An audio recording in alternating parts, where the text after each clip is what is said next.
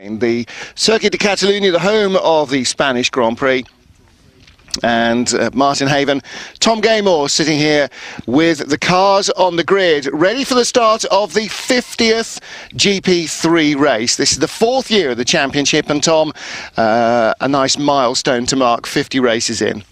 Yeah, great category. It's produced 2 Formula One drivers from the 2011 and 2010 championship. Valtteri Bottas and Esteban Gutierrez making their debuts in Formula One this year. So incredibly strong feeder category. And this is the second race, the first round of the new updated car.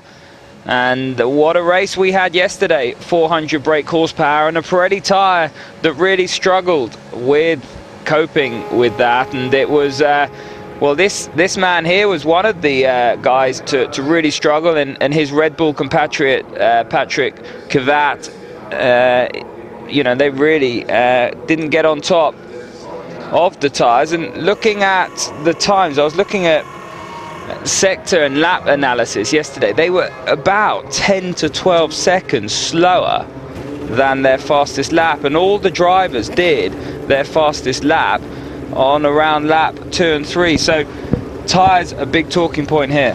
Well, they are, and it's going to be the same for GP2 as well. They have got the option, most of the drivers, of either very old tyres or soft tyres, neither of which they're particularly keen about. Well, this guy here, our poleman Courjus, starting on the older tyre. These are scrubbed. There is strategy throughout the weekend.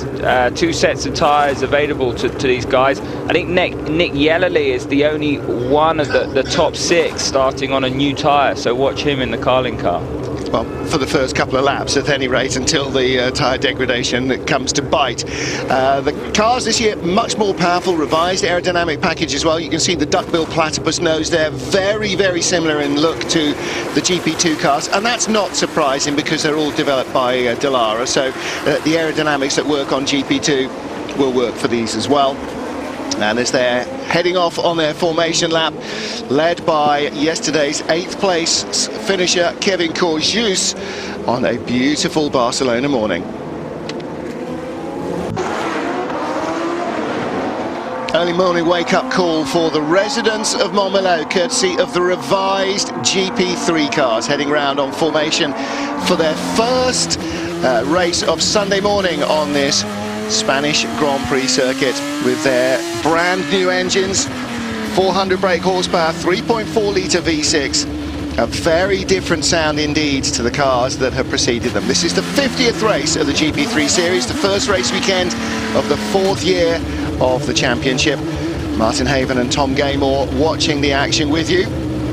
And Tom, yesterday's race dictated by how and when you used your tyres up, because there was no question everybody was going to use their tyres up. And basically either you try and preserve them as long as you can and hope that others will basically go back past you as their tyres wear out, or you do what Theo Elinas did from pole, which is try and run away and then hope to defend when they all catch up with you.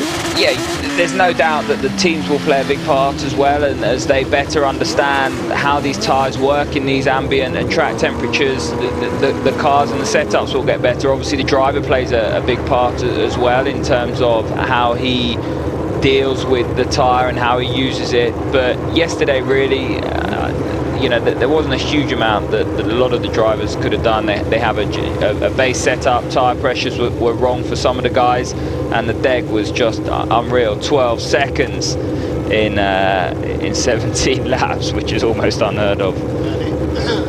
That is quite remarkable. So cars are on the grid then, ready for race 50 of the GP3 series. And the man on pole position, Kevin Courjus for the Karainen brothers, their first ever race weekend in GP3. Revs rise and away, they're going. Very ambitious start indeed from Arovino, another Karainen brother car. He goes to the right-hand side of your screen and he's going around the pole. So it's a great start from Arovino, one of the most experienced drivers in the field. He has the lead from teammate Kevin Courjus, smoking up the inside. Yellerly around the outside. In 4th, Yellerly in 3rd. Now, it's not Daly, who's the all-white car. Well, everybody, basically, they're all white. Is that a bamboo car in there? No. Maybe David Fulminelli dropped to 4th position away from the grid. But it is The two Kyronen cars that are first and second, Connor Daly in 5th position in the red and white of ART. One of his teammates going a long way around the outside. Niederhauser, a very good start as well. Ooh, diving down the inside, that was Melvin McKee. Now, he was brave yesterday for Bamboo Engineering, another rookie, and I think he made up a couple of places down the hill into turn 5. He's on the outside there. Whoa, through the gravel. Who was that? That was one of the Carlin cars, I think, in the gravel. Zonzoni, where was he on the grid? He was 17th, so not quite sure who that might have been. And yesterday's winner, Theo Elinas, up to 5th place from where he started, which would have been 8th. Yep. Yeah, good start from him in the red and black of Marussia, one of the few teams that has not wholesale changed its car colours to basically white. Thanks everybody for this season. I want to see a replay of the start because Vainio did seem to react quicker than everybody else. Not saying he jump started, but it'll be a safety car is coming out, and that will give us a chance to, oh dear, that's Melvin McKee. So tough end to the race for him. I did wonder whether that was him on the outside getting clattered off into the gravel, and so it would appear to be Jens pit wall. Provided us with the move of the race yesterday, didn't he, when he passed, I think it was both Arden cars around the outside at turn 4, and what a difference 24 hours makes. Now, Kevin Courjus needs to be going as slowly as humanly possible, not staying with his teammate Aro Vainio, the race leader, but slowing right down to try and allow the heat cycle that they've just started to put into these tyres to slow down a little, and actually, again, without an engineer's intimate understanding of how these tyres specifically work, often when you heat the tyre up before it goes into the race and then really lean on it for a lap or two, if it's allowed to cool down, it can come back. If you put a heat cycle in and it slows it down and it cools it down, it can come back a little, with a little more life. But again, it's entirely down to the chemistry of the tyre. That may not work. I mean, the incremental point is keeping temperature within the tyre, because if they do let the temperature drop, the pressures drop, when they go again, they'll have a cold grain. It's still fairly early in the morning here, Barcelona, and the track temperature will not be what it was yesterday, so they want to avoid that cold grain. Best way to get temperature into these Pirellis is to build temperature within the hub of the tyre, so into the discs, so really work the brakes, and then you get the heat from the disc will generate into the hub and the carcass of the tyre. Well, you can see Melvin McKee in the background. There he is, and his car being craned away.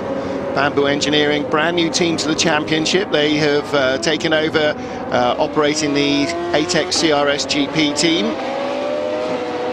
Well, watch the car 4th on the grid. Ooh, I tell you what, you're going to need the stewards to take a look at that, because that was a lightning start from Aro Vainio.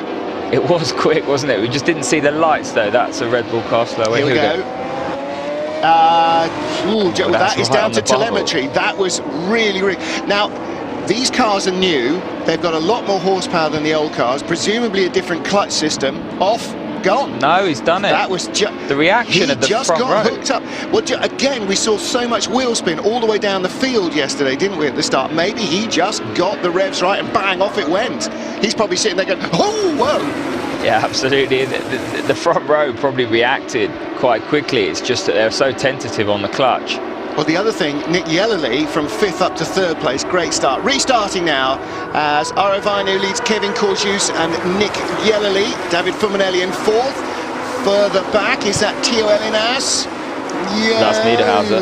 And Niederhauser. So that is Niederhauser going by, or staying in front of Jack Harvey, in fact. Is that Jack Harvey? Yeah, yes, it Jack is. Harvey, number 3 car. My apologies. Racing Steps Foundation on the side of that car play a big part in his career. They funded, and Nick Yellerly in 3rd place, very well placed now with new tyres.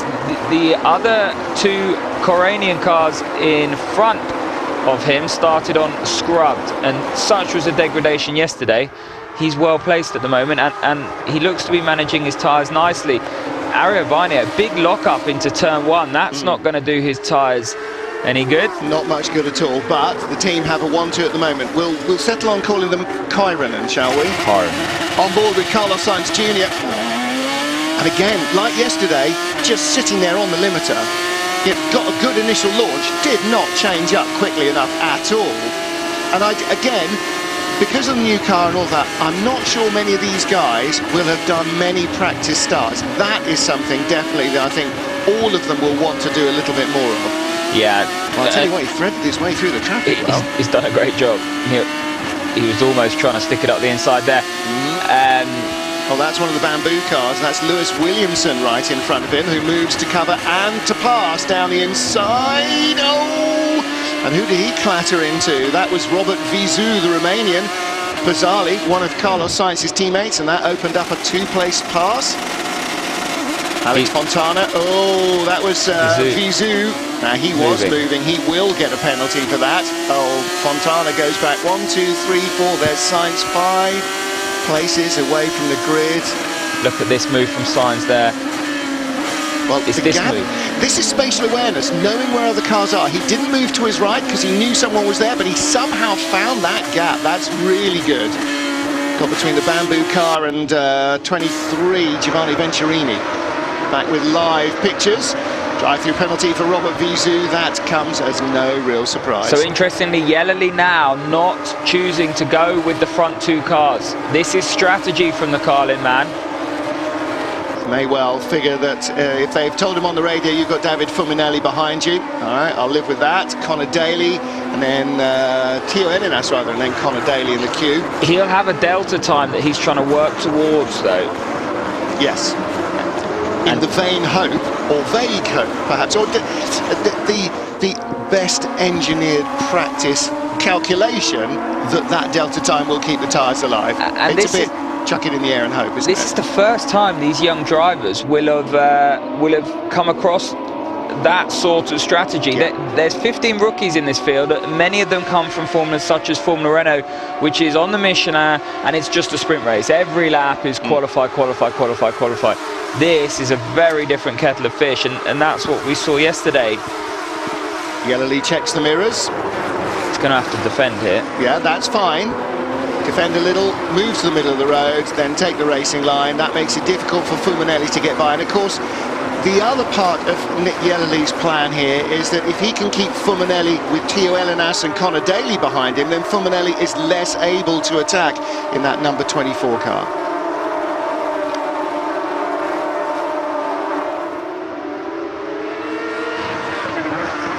Our race leaders, Aro Vainio and Kevin Corjus, those two Finnish drivers for the